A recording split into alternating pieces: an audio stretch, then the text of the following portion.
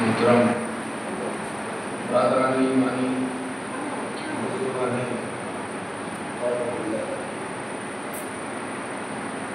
ایام عزا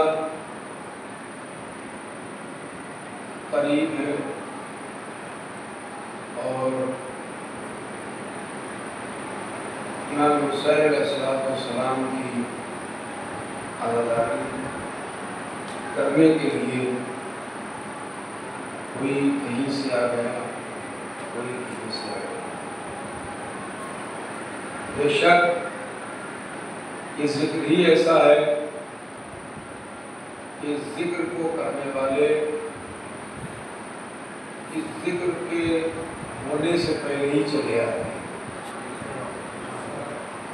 اور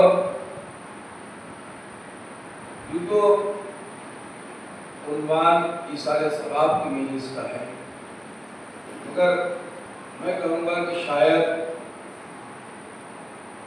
مرحومین کے لیے اس سے بڑی مغفرت اور کچھ نہیں ہوگی کہ ان کا ذکر استقبال عزا بن جائے، ان کا ذکر استقبال عزا بن جائے، عزاداری کے ایام کی ابتدا بن جائے، تاکہ لوگوں تک کچھ پیغامات اور کچھ معروضات پہنچ سکیں۔ خالق کائنات، مالک موت و حیات، موت اور زندگی کو خلق کرنے والا، خالق، رازق، مالک، رحیم، عظیم، کریم، وہ معبود حقیقی کہ جس نے اس کائنات کو محمد اور آل محمد کے طفیل میں بنایا، وہ خالق کائنات کہ جس نے مرض بعد میں بھیجے، دوا کا اہتمام پہلے کیا، وہ خالق کائنات کہ جس نے انسانوں کو بعد میں بھیجا، ہادی اور رہنما کا انتظام پہلے کیا، وہ خالق کائنات کہ جس نے ہمیں یہ سعادت بخشی کہ ہمیں ایسے گھرانے میں پیدا کیا، ایسے قبیلے میں پیدا کیا، ایسے خاندان میں پیدا کیا کہ جہاں اہل بیت کی محبت اور اہل بیت کا غم تھا، ایسے گھرانے میں پیدا کیا کہ جہاں اہل بیت کا محبت اور اہل بیت کے غم موجود تھے۔ ہمیں بے راہی بنا کے نہیں چھوڑا، بلکہ ایک راستہ دیا، ایک راہ دکھائی، اور اس راہ کو دکھانے کے بعد، اس راستے کو دکھانے کے بعد، وہی خدا کہ جس نے ہمیں پیدا کیا، جس نے ہمیں خلق کیا، اسی خدا نے ہمیں پیدا کرنے کے بعد اور راستہ دکھانے کے بعد کہا کہ دیکھو میں نے انتظام کر دیا ہے، اب یہ تمہاری ذمہ داری ہے، اما شاکرن و اما کفورا، چاہو تو شکر کرو، چاہو تو کفر کرو، لیکن اتنا یاد رکھنا کہ اگر شکر کرو گے تو میرے شاکر بندے کہلاؤ گے، اور اگر کفر کرو گے تو پھر میرا عذاب بہت شدید ہوتا ہے۔ صلوات پڑھ لیں محمد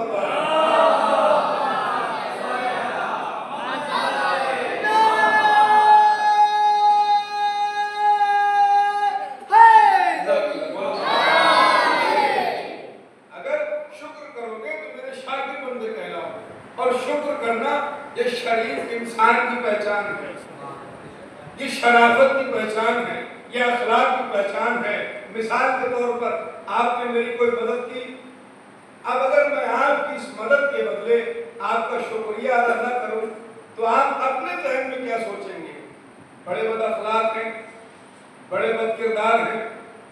یہ بھی کوئی بات ہے کہ ہم نے مدد کی اور ہمارا شکریہ ادا بھی نہیں کیا؟ دو جملے کہنے میں کیا جا رہا تھا؟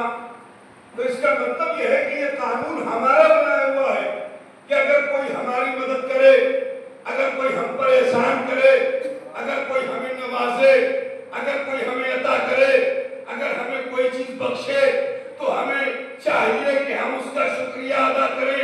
اس کا مطلب یہ ہے یہ قانون ہم نے بنایا کہ ہم شکریہ ادا کریں کس چیزوں کا؟ اگر کوئی کچھ دے رہا ہے، کوئی مدد کر رہا ہے تو اس کا شکریہ ادا کرنا یہ ہماری شرافت کی پہچان ہے۔ تو جب انسانوں کے دینے پر شکریہ ادا کرنا یہ شریفوں کی پہچان ہے، تو ذرا مجھے یہ بتائیں کہ خدا نے کیا نہیں دیا؟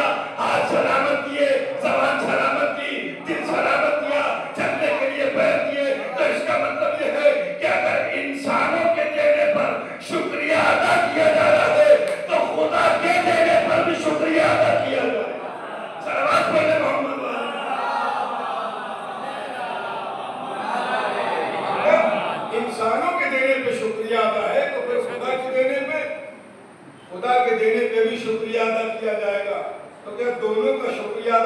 ہوگا جو انسانوں کا ویسے ہی خدا کا.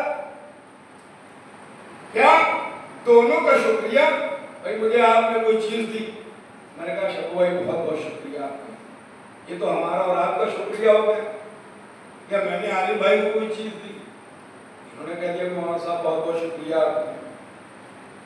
یہ انسانوں کا شکریہ کا طریقہ ہے, یہی ہے نا, یہی کہتے ہیں بہت بہت شکریہ.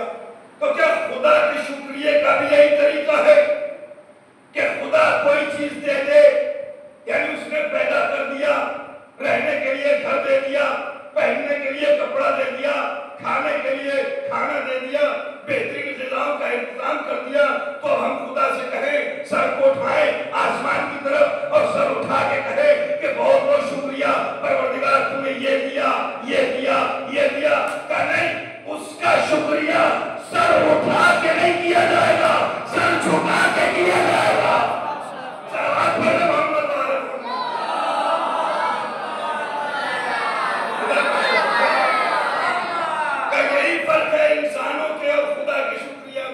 انسانوں کے شکریہ میں بھلے ہی سر اٹھ جائے, مگر خدا کا شکریہ سر جھکا کے ہوگا, سجدہ کر کے ہوگا, وضو کر کے ہوگا, اس کی بارگاہ میں جا کر ہوگا, اور اس کی بارگاہ میں وہی جائے گا جسے وہ توفیق دے گا.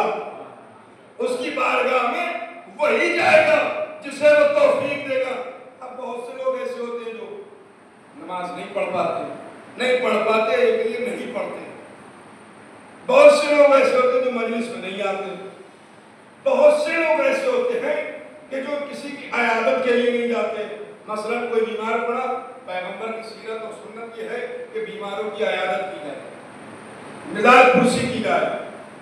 کوئی بیمار پڑا, نہیں جا رہے ہیں, برابر نہیں بیمار ہے لیکن نہیں جا رہے ہیں. کسی کے انتقال ہو گیا, تعزیت کے لیے نہیں جا رہے ہیں. پیغمبر کی سنت اور سیرت کیا ہے کہ تعزیت کے لیے جانا چاہیے, عیادت کے لیے جانا چاہیے, مگر نہیں جا رہے ہیں. کہ یہ تم جا نہیں رہے ہو, یہ تم جا نہیں رہے ہو, نماز تم پڑھ نہیں رہے ہو, مجلس میں تم آ نہیں رہے ہو, ماتم تم کر نہیں رہے ہو, بلکہ تم سے توفیق سلب کر لی گئی ہے, توفیق کھینچ لی گئی ہے, توفیق اٹھا لی گئی ہے. اور وہ خدا خود کہہ رہا ہے ختم اللہ علی قلوبہم وعلی سمعہم وعلی ابصارہم. ہم نے ان کی دلوں پر مہر لگا دی, ان کی سماعت پہ مہر لگا دی, ان کی بصارت پہ مہر لگا دی. نہ یہ سن سکتے ہیں, نہ بول سکتے ہیں, نہ سمجھ سکتے ہیں. تو جملہ یاد رکھیے گا کہ اگر کوئی مجلسوں میں نہ آئے, اگر کوئی نماز نہ پڑھے, تو وہ آ نہیں رہا ہے. خدا اس لائق نہیں سمجھ رہا ہے کہ وہ اس کی بارگاہ میں آئے. صلوات پڑھنے محمد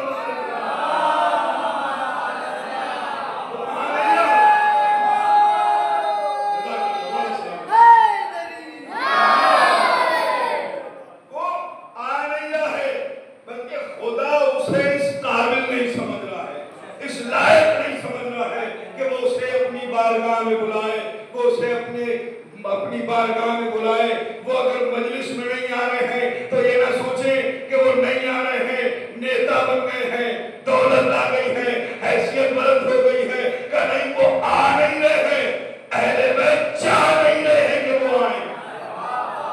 اہل بیت چاہ نہیں رہے ہیں کہ وہ آئیں, اس لیے کہ اس دروازے پر آنے والا سر جھکا کے آتا ہے. اب تو سر جھکانا ہی نہ جانتا ہو, اس نے ہمیشہ اپنے سر کو اٹھا کے رکھا ہو.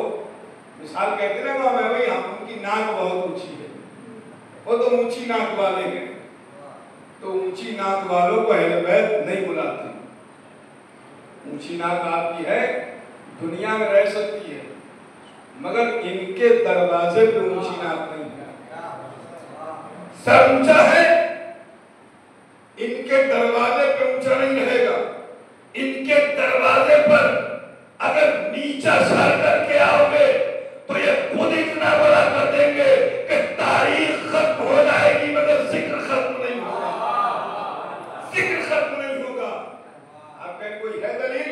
کہاں ہے؟ چاند رات تھی, عید کی چاند رات, رمضان آخری روزہ تھا, اور مدینے کے سارے بچے اپنے ہاتھوں میں لباس لے کر آ رہے ہیں، حسنین بھی دیکھ رہے ہیں۔ بچوں کی فطرت ہوتی ہے کہ جب کوئی نئی چیز کسی دوسرے بچے کے پاس دیکھتے ہیں تو والدین سے آگے کہتے ہیں، اور جو بچہ ماں باپ کی ڈر کی وجہ سے کہہ نہیں پاتا مگر وہ دل میں ہی سوچ کے رہ جاتا ہے کہ کاش یہ چیز ہمیں بھی مل جاتی۔ یہی مدینے میں بھی ہوا۔ مدینے میں دیکھا حسنین نے کہ سب نئے نئے لباس لے کر ٹہل رہے ہیں، کل عید کا دن ہے، سب پہنیں گے نئے لباس۔ آئے اور آنے کے بعد مادر گرامی سے کہا، اماں کل عید کا دن ہے۔ ہاں شہزادو کل عید کا دن ہے۔ کہا اماں کل سب نئے لباس پہنیں گے۔ کہا میرے شہزادو سب نئے لباس پہنیں گے۔ کہا کیا ہم نہیں پہنیں گے؟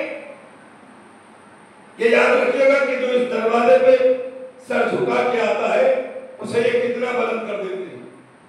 اماں کل سب پہنیں گے، کیا ہم نہیں پہنیں گے؟ کہا نہیں تم کیوں نہیں پہنو گے؟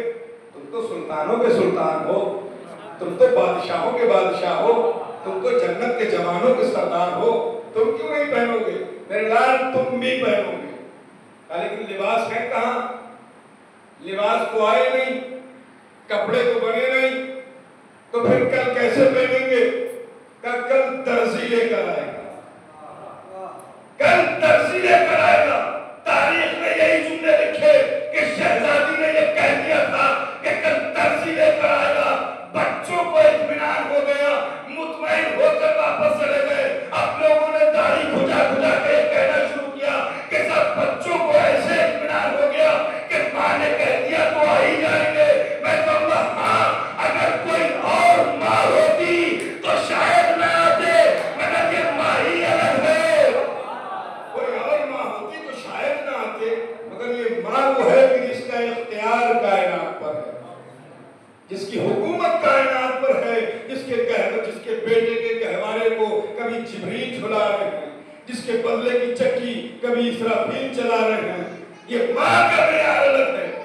کیا کہا کہ کل درزی لے کر آئے گا۔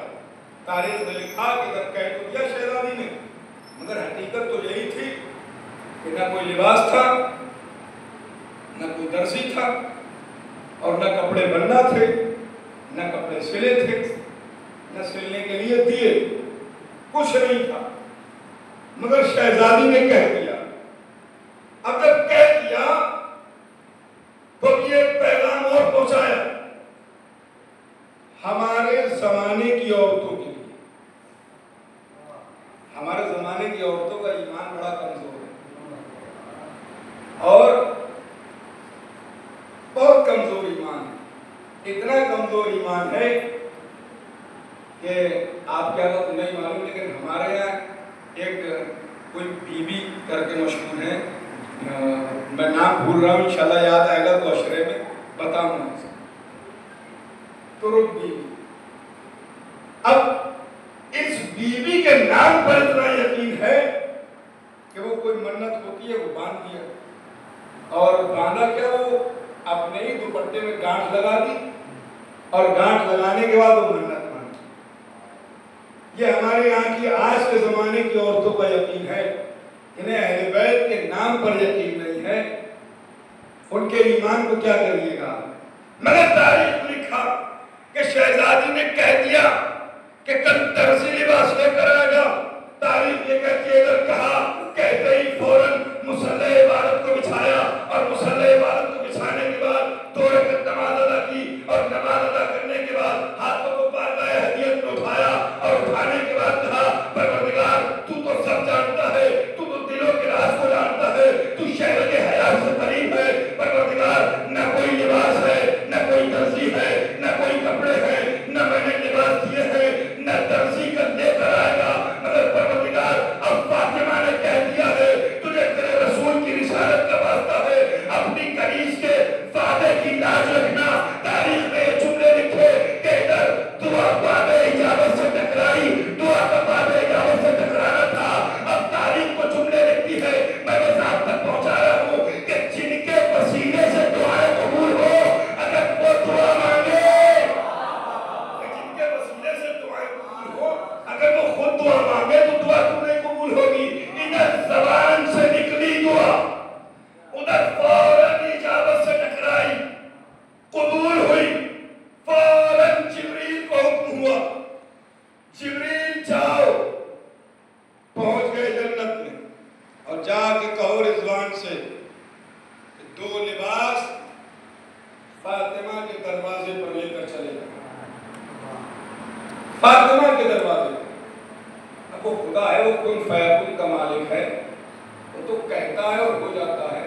چاہتا ہے وہ ہو جاتا ہے۔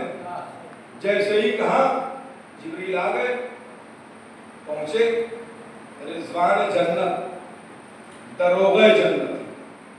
اب دروغہ کون ہوتا ہے آپ مجھ سے بہتر جانتے ہیں، آج یا کل آپ میٹنگ کر کے آئیں۔ دروغہ کون ہوتا ہے مجھ سے بہتر آپ جانتے ہیں، دروغہ جنت ہے۔ تاریخ یہ کہتی ہے کہ ادھر جبریل پہنچے، پہنچنے کے بعد رضوان سے کہا کہ 2 لباس لے کر در سیدہ پہ جانا ہے۔ رضوان نے کہا ٹھیک ہے چلے جائیں گے ساتھ، اللہ کا حکم ہے تو جانا ہی پڑے گا۔ کہا سنو جانا تو ہے مگر یہ نہیں بتانا ہے کہ رضوان ہو، یہ نہیں بتانا ہے کہ دروغہ جنت ہو۔ کہا پھر؟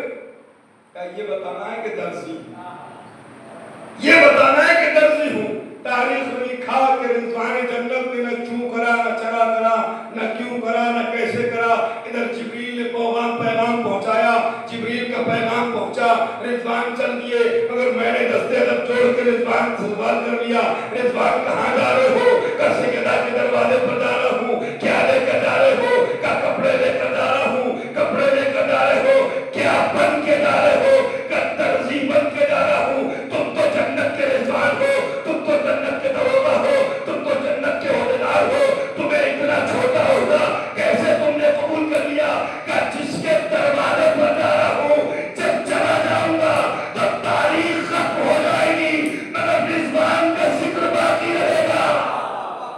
تاریخ ختم ہو جائے گی مگر رضوان کا ذکر باقی رہے گا۔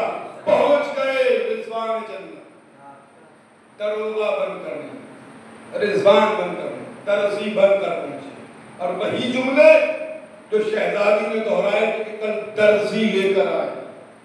تاریخ میں جملے لکھے ہیں، بزرگ مجھ سے بہتر جانتے ہیں۔ پہنچے تب الباب کیا، کون؟ انا خیاط الحسنین، میں حسنین کا درزی، حسنین کے لباس لے کر آئے، حسنین کا درزی ہوں، حسنین کا لباس لے کر آئے ہوں۔ اچھا ہم لوگوں نے اس پر اعتراض کر دیا کہ بھئی یہ کیسے ممکن ہو سکتا ہے کہ اتنی جلدی لباس لے کر پہنچ جائیں، اور لباس ان کے لیے ہی کیوں پہنچے؟ اب کسی نے کچھ کہنا شروع کیا، کسی نے کچھ کہنا شروع کیا، مگر وہ مشیت ہے، وہ خدا ہے، وہ لوگوں کے ذہنوں کو جانتا تھا، وہ دلوں کو جانتا تھا۔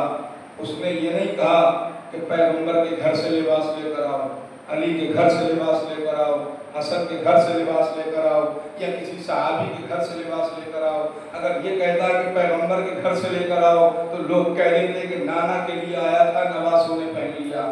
اگر یہ کہتا کہ علی کے گھر سے لے کر آؤ تو لوگ کہہ دیتے کہ باپ کے لیے آیا تھا، بیٹوں نے پہن لیا۔ اگر یہ کہہ دیتا کہ فاطمہ تم خود اپنے ہاتھوں سے بناؤ تو لوگ یہ کہہ دیتے کہ بنا ہوا رکھا تھا، بیٹوں کو پہنا دیا۔ مگر جنت سے بنا کے بتایا، میں کہوں گا پروردگار یہ جنت سے کیوں منگا رہا ہے کہ یہ ساری کائنات اہل بیت کے اختیار میں بنائی ہے، اور یہ ساری مرضیاں جتنی ہیں، جب تک مرضی میری تھی ساری جنت میری تھی، سارے کوثر میرے تھے، ساری کائنات میری تھی۔ اب میرے بعد میری مرضی کا مالک ایک ایسا انسان بن گیا ہے کہ جس نے شب ہجرت بستر پیغمبر میں سو کر میری مرضی کو خرید لیا ہے۔ تو یہ موت کیا ہے؟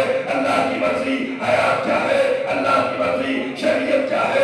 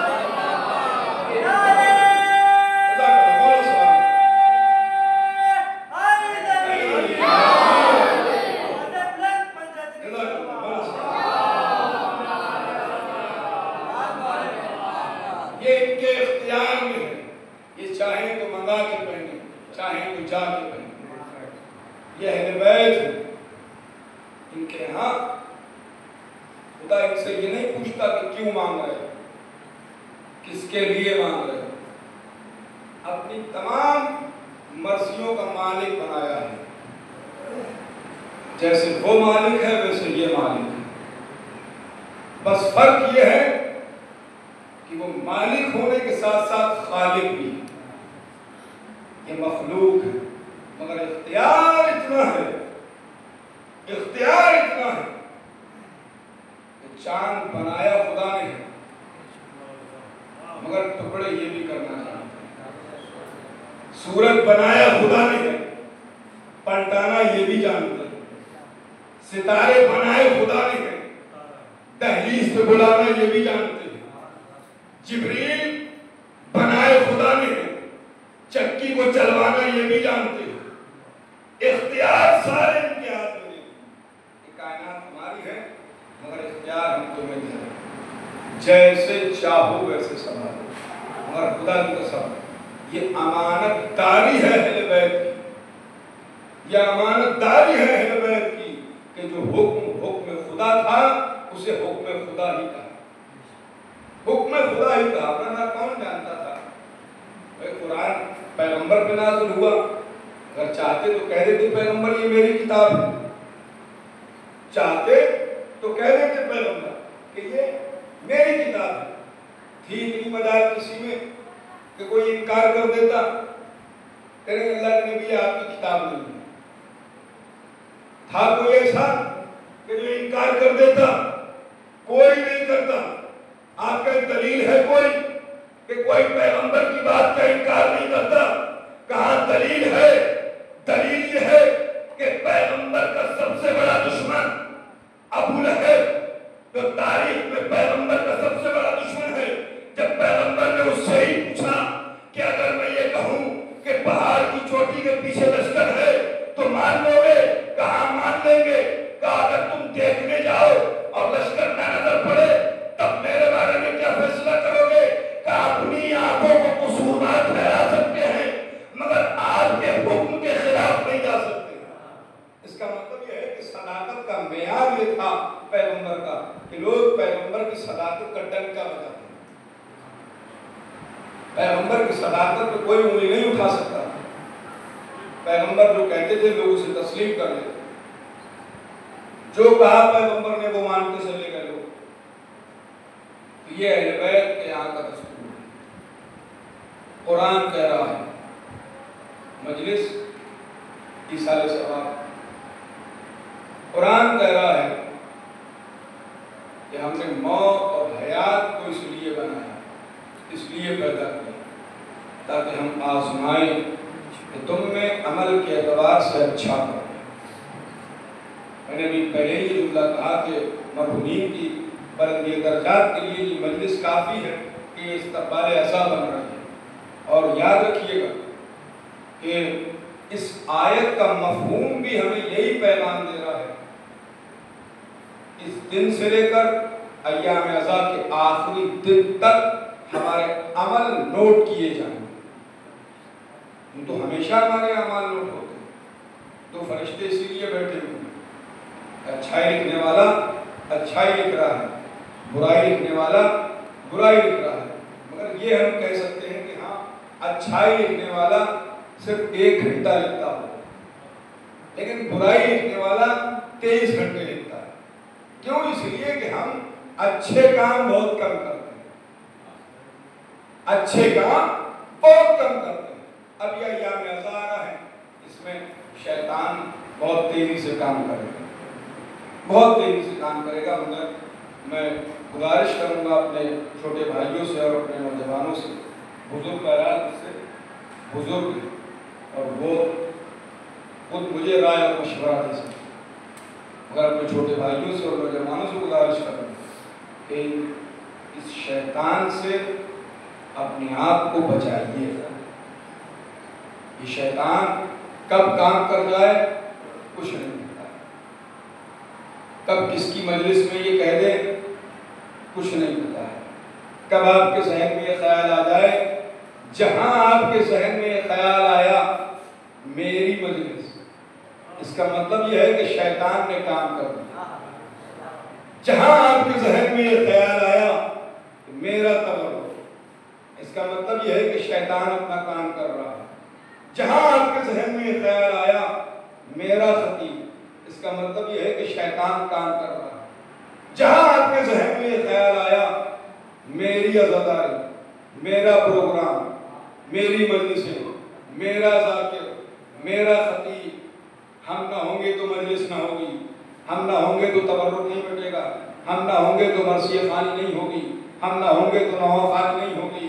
یاد رکھیے گا یہ بہت بڑا جملہ میں کہنے جا رہا ہوں اور اسے اپنے ذہنوں میں ایام ادا کے آخری دن تک بسا کر رکھیے گا. اگر کوئی نوحہ خوانی کر رہا ہے، اگر کوئی مرثیہ خوانی کر رہا ہے، اگر کوئی ذاکری کر رہا ہے، جو جس طریقے سے اہل بیت کی نوکری کر رہا ہے، تو وہ اس بات کو یاد رکھ لے کہ وہ کر نہیں رہا ہے، اہل بیت کروا رہے ہیں. وہ کر نہیں رہا ہے، اہل بیت کروا رہے ہیں. اور جو نہ کر رہا ہو پھر وہ یہ سوچ لے کہ وہ کر نہیں رہا ہے، اہل بیت نہیں کروا رہے ہیں. وہ یہ سوچ لے، وہ یہ نہ سوچے کہ نہیں ہم نوحہ بہت اچھا پڑھنے لگے ہیں تو اب نہیں پڑھیں گے. نہیں، تم پڑھ نہیں رہے ہو، اہل بیت چاہ نہیں رہے ہیں کہ تم پڑھو. مرثیہ تم پڑھ نہیں رہے ہو، اہل بیت چاہ نہیں رہے ہیں کہ تم پڑھو. اس لیے کہ جو غرور تمہارے اندر ہے یہ اہل بیت کو پسند ہے. یہ تکبر جو تمہارے اندر ہے یہ اہل بیت کو پسند نہیں ہے.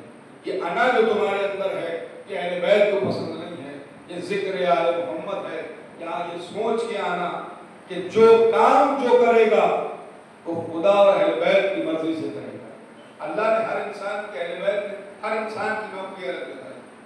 ہر انسان کی نوکری، ہر انسان کی ڈیوٹی الگ ہے. کوئی ان کے نام پر فرش بچھاتا ہے تو وہ یہ سوچ لے کہ وہ بچھا نہیں رہا ہے، اہل بیت بچھا رہا ہے.